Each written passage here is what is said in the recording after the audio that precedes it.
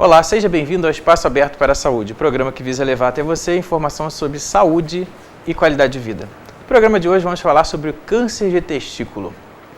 Segundo o Ministério da Saúde, o câncer de testículo atinge principalmente homens entre 15 e 50 anos de idade. Sua incidência é de 3 a cada 5 casos para cada grupo de 100 mil indivíduos. Mas o que será que as pessoas sabem sobre o câncer de testículo ou querem saber?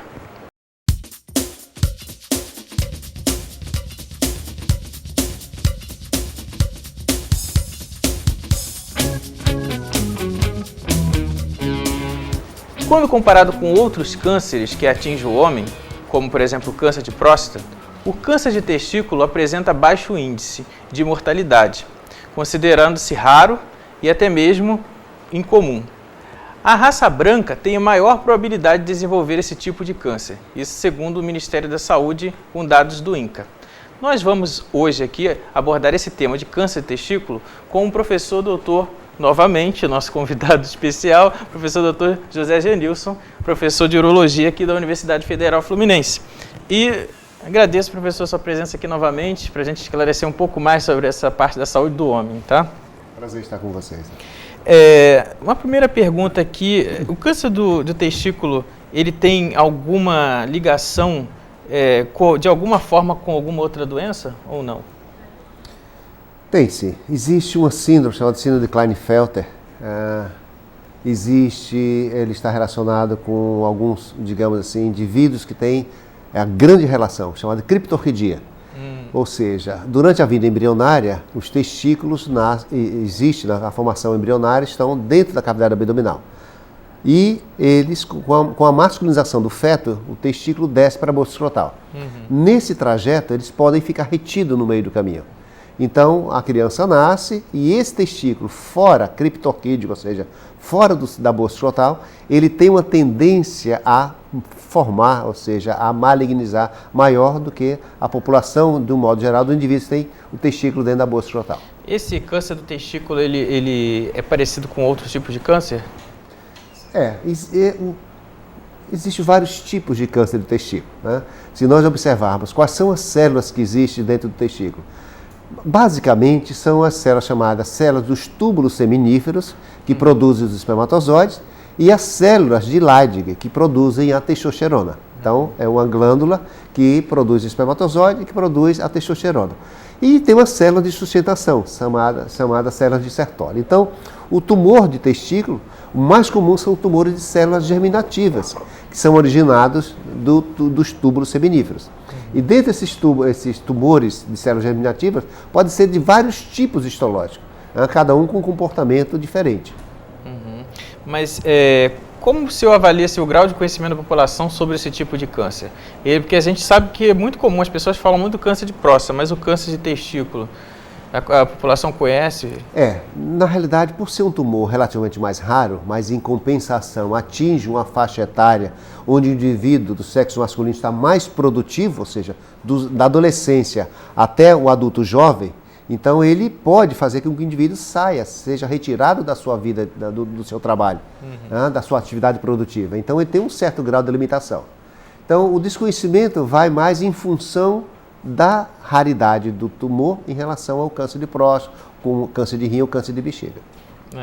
Existe algum exame que o homem possa fazer? Tipo um autoexame?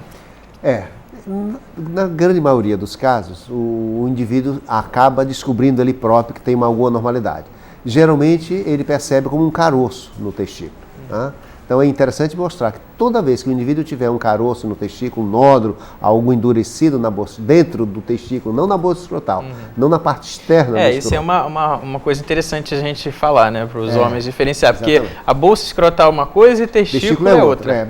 Existem cistos, chamados cistos dermoides, na pele, que tem um componente benigno isso aí, mas algum caroço dentro do testículo, é importante que ele procure um especialista. Claro que tem os cistos de epidídimo, né? Os cistos de cordão espermático, que geralmente são benignos, mas é preferível que você digamos, faça um diagnóstico mais precoce possível de um nódulo dentro do testículo. Por isso é importante. Então, para quem está assistindo a gente, se identificou algum caroço, procure um profissional médico, marque o urologista, porque é importante você avaliar e ver como é que está a sua saúde, como é que está a sua situação urológica naquele momento. Então, como o professor já coloca, existem vários tipos de nódulos, mas a gente tem que ver e o especialista tem que dar a opinião dele. Professor, como se realiza o exame para investigação, né, lá na sua consulta? Como que é feito o exame? Que a gente falou no programa anterior que é examinado, exame físico completo, isso. Mas aí vamos falar um pouco agora nesse programa. Ou seja, como a queixa básica do paciente, a gente examina de um modo geral, mas se fixa na busca escrotal dele, ou seja, examina-se. Não existe melhor exame do que as mãos para sentir, para palpar, ou seja, o tato que nós temos, nós conseguimos perceber, ou seja, um tumor no meio do testículo já cria uma suspeição de que alguma coisa seja mais séria. Geralmente na parte periférica, que nós observarmos, a bolsa escrotal é composta do cordão espermático, do epidídimo e do testículo. Os espermatozoides são produzidos no testículo, nascem, migram para o epidídimo, que é uma estrutura, é um órgão adjacente ao testículo, sofre um processo de maturação e no momento do coito eles progridem pelo cordão espermático através do canal deferente, vão até a ampola deferencial e vesículas seminais e saem pelo canal ejaculatório. Então, quando nós examinamos exatamente o testículo, mas nós fazemos o exame físico, a suspeição, e o diagnóstico é confirmado através de uma ultrassonografia da bolsa escrotal e a dosagem de marcadores tumorais específicos para tumor de testículo, chamado de alfa-fetoproteína, beta-HCG e desidrogenase lática. Beta-HCG, o mesmo exame para saber se a mulher está grávida. Exatamente, ou seja, como são células germinativas, existem células totipotenciais que podem produzir beta-HCG. Interessante. E como a gente poderia orientar para o homem se autoexaminar? Existe um melhor momento ou se tem alguma técnica específica ou não? Simplesmente ele palpar e perceber Normalmente é um órgão altamente examinável, né? Porque o homem, ele consegue... Ele toca suas partes íntimas. Ele toca suas partes íntimas, né? E pode chamar atenção. Outra maneira também é que muitas vezes pode ser diagnosticado, digamos, durante o intercurso sexual. A parceira acaba percebendo alguma anormalidade no momento que faz, digamos assim, as carícias preliminares em relação ao coito. Então, é interessante salientar porque muitas das vezes o próprio indivíduo não percebe e a parceira que chama atenção para o problema, ele acaba procurando uma assistência médica. Mais uma vez, né, a gente falando aqui que a parceira, né, a mulher, por esse hábito dela de se cuidar, acaba estendendo até o homem também. E a gente aqui discutindo um pouco sobre a saúde do homem, né, que é importante também a gente sempre ouvir, as pessoas estão preocupadas com a gente. Professor, as pessoas também muitas vezes querem saber se a varicocele também, que afeta a bolsa escrotal lá, se tem relação com câncer de testículo ou não. Não. A varicocele está diretamente relacionada com a infertilidade. Os mecanismos ainda que produzem a infertilidade são desconhecidos. Acredita-se que tem algum processo relacionado ao aumento da temperatura da bolsa escrotal, porque há uma estase sanguínea na bolsa escrotal, e para que o espermatozoide possa se tornar viável, ou seja, que ele possa se fecundar, o testículo precisa estar 1,5 graus abaixo da temperatura do corpo. Então, com a estase produzida pela varicocele, há um aumento da temperatura testicular e, consequentemente, há uma diminuição do número e da motilidade dos espermatozoides. Mas não está relacionada a câncer de testículo, não. Sim, a varicocele surge justamente por esse aumento dessa temperatura, Não, a varicocele é muito mais comum do lado esquerdo, até pela própria anatomia, porque na veia espermática esquerda é uma veia que não tem válvulas, e ela desemboca diretamente angularmente na veia renal esquerda. No lado direito é menor, porque ela desemboca de uma maneira... Então já fica mais sangue ali e não consegue voltar, porque não tem as não válvulas, tem as válvulas, né? Tem as válvulas, exatamente. Então pode ser também, tem um componente genético também, um pai que tem varicocele, o filho tem uma tendência a ter varicocele. Então, são duas entidades diferentes. A varicocele geralmente está relacionada à infertilidade, ou normalidade. O indivíduo pode ter varicocele e ser absolutamente normal, não seriamente. E o indivíduo tem um tumor de testículo, tem um nódulo que tem uma origem completamente diferente. Sim, mas ambos podem levar à infertilidade? Bom, no tumor de testículo, quando ele é bilateral, e necessariamente nós temos que fazer a retirada. Claro que nós podemos ser um pouco econômicos quando é bilateral a doença, para que o indivíduo possa não se tornar estéril. Mas se for inevitável, nós podemos colocar o esperma do paciente no banco de esperma e fazer a retirada do órgão. faz-se a retirada e coloca-se uma prótese, por causa Então, da estética. o câncer de testículo só leva à infertilidade quando ele é bilateral, Quando é afeta bilateral. os dois Exatamente, testículos. quando ele é bilateral. O outro testículo, uma vez retirado, ele se torna vicariante, ou seja, ele assume as funções do outro e cresce. Ah, ele cresce. Isso é interessante. Isso eu não sabia. Então, outra coisa interessante é que o senhor falou agora há pouco sobre a bolsa escrotal e essa produção de espermatozoide, né? Que aí me chamou logo a atenção, que essa coisa das roupas hoje que os homens usam muito, apertadas, e o senhor já falou aqui, né? Que a bolsa escrotal ela tem uma posição, a natureza já colocou ela mais para baixo para ser um pouco mais arejada, digamos assim, né? Mais fresca. Então as roupas também podem influenciar? Pode influenciar. Existe um reflexo, chamado reflexo cremastério. Existe um músculo que envolve toda a bolsa escrotal, e esse músculo é sensível à temperatura corporal e à temperatura ambiente. Se o indivíduo está com febre, por exemplo, o testículo tem uma tendência a descer. Se ele está com frio, então o ambiente externo está frio, a bolsa escrotal tende a acumular o sangue que vem do corpo, fica mais próximo. Então esse mecanismo de subida e descida faz com que há uma regulação, uma troca de calor entre a pele e o ambiente externo. E aí ele vai regulando a temperatura ideal, né? Exatamente. Interessante. O câncer de testículo é uma das doenças causadas pelo uso exagerado de anabolizantes? Tem relação? Não, na realidade, o uso exagerado de anabolizantes leva à infertilidade. Se nós lembrarmos o seguinte, nós temos na hipófise um hormônio chamado hormônio luteinizante, que ele é produzido pela hipófise, que estimula o testículo, ou seja, as células de Leydig que produzem testosterona, a produzirem testosterona, ela por sua vez inibe a produção do hormônio luteinizante. Quando o indivíduo usa anabolizante, ou seja, testosterona em altas doses externas, esse ciclo natural fica quebrado. O que acontece? O hormônio luteinizante produzido pela hipófise para de ser produzido, e quando ele suspende a testosterona, o testículo, que tem uma atrofia das células de Leydig, porque não teve o estímulo hormonal produzido para isso, ele vai demorar algum tempo para voltar a ter. Então o indivíduo desenvolve esterilidade. Os anabolizantes, muitas das vezes anabolizantes orais, podem levar a câncer de fígado. Professor, os homens que identificam algum nódulo, alguma coisa alterada no seu testículo, devem buscar qual serviço de saúde, qual tipo de médico, o que ele deve fazer? Olha, quem trata melhor uma neoplasia testicular é o urologista. Então seria a pessoa mais indicada. Então ele deveria procurar exatamente um urologista. Claro que pode ser um cisto de cordão, eu falei para você, um espermatocele, uma hidrocele, pode ser uma hérnia. O diagnóstico diferencial de tumor de testículo pode ser hérnia inguinal, pode ser o hidrocele, pode ser, digamos assim, uma alteração, como uma torção de testículo. Então, ele precisa procurar um urologista para fazer o diagnóstico no caso, diferencial. quando esse cliente, esse paciente, ele não tem plano de saúde, o senhor comentou Ele vai ter que marcar uma consulta numa instituição que tem urologistas. Essa é a grande dificuldade, né? Ele poucos urologistas do serviço público. Tá, e existe algum sintoma, que a gente falou aqui dos sinais, né? Que são só os nódulos, né? Essa coisa assim, mas sintoma, alguma coisa, ele pode sentir alguma coisa, o paciente com muitas das vezes, um trauma testicular desperta o diagnóstico de um tumor de testículo. Ele recebe uma pancada, jogando futebol, andando de bicicleta, qualquer que seja o motivo, e ele sente dor e ele vai se autoexaminar e encontra um nódulo. E ele diz que muitas vezes foi o trauma que levou ao tumor de testículo, mas na realidade o trauma que desperta para que o diagnóstico possa ser formado. Chama atenção. Chama atenção. É interessante.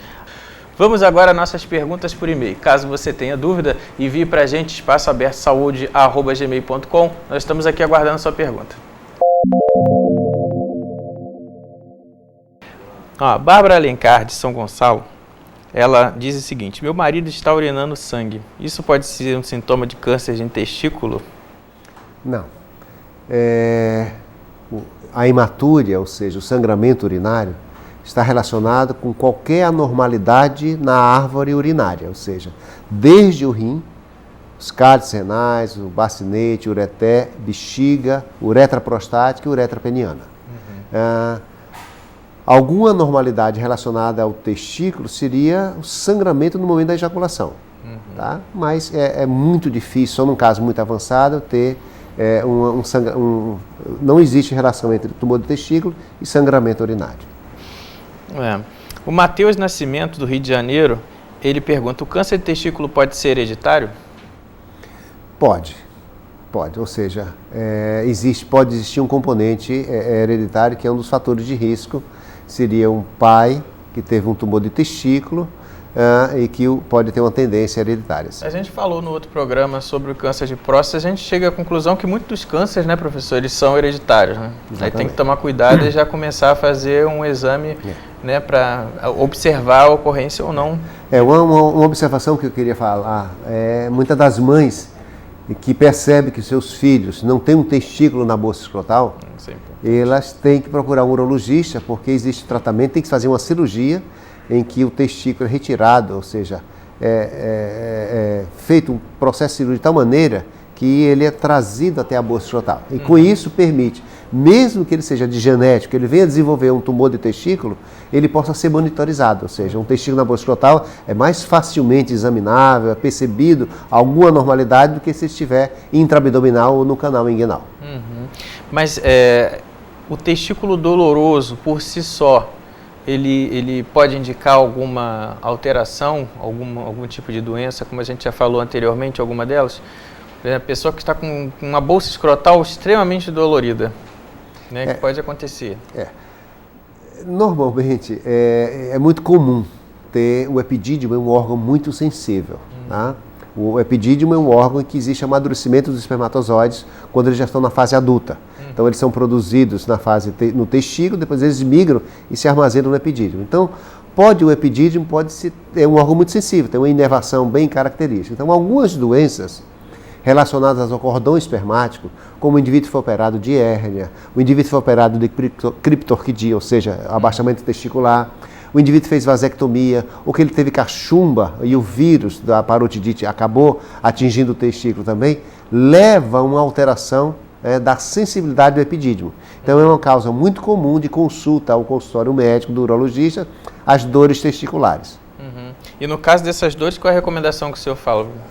Cada doença, cada problema vai ser orientado em função do que ele apresenta, tá entendendo? Mas é muito bom chamar a atenção, porque existe um problema de urgência urológica, chamada de torção de testículo, em que o próprio testículo tem uma mobilidade, por esse reflexo hemastério subir e descer, ele pode ter uma rotação, e essa rotação estrangular os vasos sanguíneos, as veias principalmente, o sangue penetra e não acaba voltando, e fazendo uma isquemia no testículo, e o indivíduo acaba perdendo o testículo, tem que ser operado em urgência. Então, nós temos um prazo de 4 a 8 horas no máximo para operar esse paciente desde o início dos sintomas, para que o testículo possa ser salvo. Então, um testículo doloroso deve-se também procurar o urologista. Uma dor aguda, urgência, isso aí é chamado o testículo agudo. Você tem que procurar uma assistência médica imediatamente, uma emergência, para poder fazer o diagnóstico. Pode perder aquele testículo. Ele pode perder o testículo. Pode entrar em necrose e perder o testículo. Mas alguma doença venosa, como a gente falou no caso aqui da varicocele, também tem alguma relação ou não? Não, a varicocele é uma outra entidade, não tem nada a ver com o tumor do testículo. Mas de perder, por exemplo, o testículo, a gente sabe que perde pode levar à fertilidade. Ou seja, a varicocele, quando surge na adolescência, é uma das indicações de operar a varicocele. Por exemplo, a varicocele, pelo aumento da temperatura, digamos assim, no testículo, leva a uma atrofia, uma redução do volume do testículo. E uma das indicações de corrigir a varicocele na adolescência é exatamente isso. Algumas escolas preconizam varicocele com redução do volume testicular, é indicação de correção cirúrgica. Interessante. Aqui tem uma pergunta da Fernanda Barbosa, ela é de Niterói, ela pergunta, esse tipo de câncer de testículo, ele tem cura? Diferentemente, é um dos poucos tumores, mesmo altamente avançado, ou seja, com metástases à distância, a evolução natural do tumor de testículo surge um nódulo no testículo, ele invade o epidídimo, invade o cordão espermático, invade os linfáticos e as veias, e principalmente dos linfáticos. Ele acaba produzindo metástase abdominal. E muitas vezes massas abdominais podem progredir para baixo em relação à pelve, pode progredir em relação ao mediastino. Mesmo nesses casos, já avançado, o indivíduo pode fazer a cirurgia, a radioterapia ou a quimioterapia e ficarem curados. Nossa.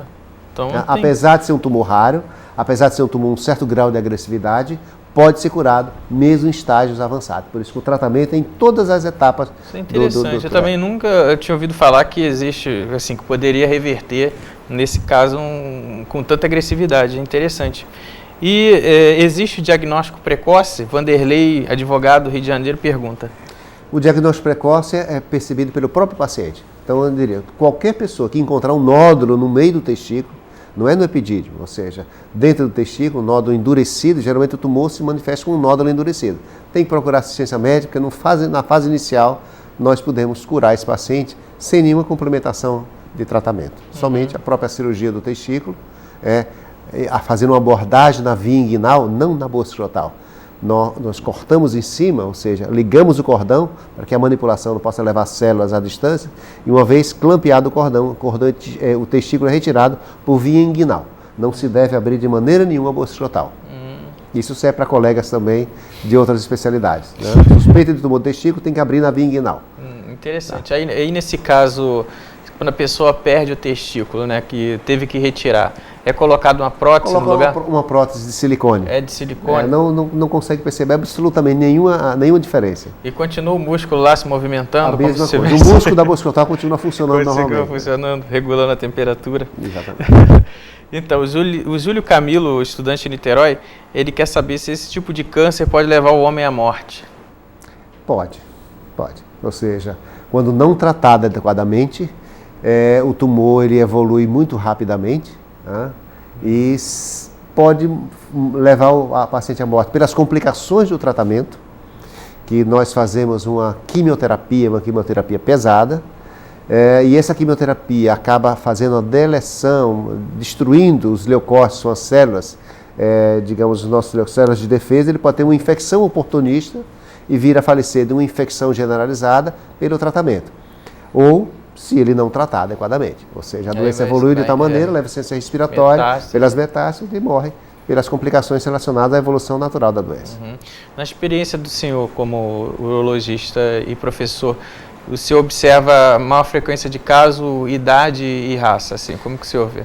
É mais frequente nos adolescentes, ou seja, um indivíduo jovem, relativamente jovem, entre uma faixa mais ou menos de 25 a 40 anos de idade. É o mais comum acontecer. Quanto à cor da pele, não vê a diferença? Não. Normalmente na raça branca é mais comum. É mais comum, né? E o senhor já viu assim algum caso muito agressivo que já tenha atendido? Recentemente nós tivemos agora no Hospital Antônio Pedro, onde nós trabalhamos, um paciente, 38 anos de idade, tinha criptorquidia, ou seja, os 2 testículos retidos.